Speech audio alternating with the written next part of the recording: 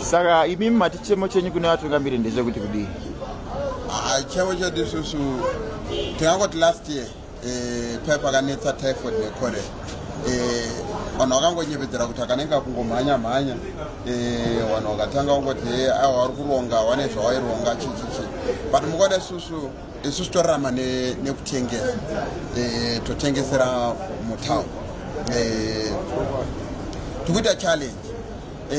Mari yechikafu toiwana, hatina problem ipapo, but panhu pari kunetsa inhau yezvimbuzi, matoilet floods mawasha atiri kushandisa zvacho zviri kubhadhariswa. exactly ine wamwangwa okay toswera isusu handiti todya sadza recoin tadya sadza recoin handiti hatina matoilet ndopatozopedzera takuitira weti muzvigubhu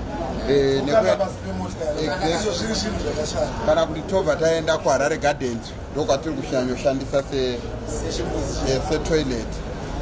But kure kuHarare Gardens hakuna hako problem nauhomberi nditete takapreswa tapreswa kudaro kuti uzosvike kuHarare Gardens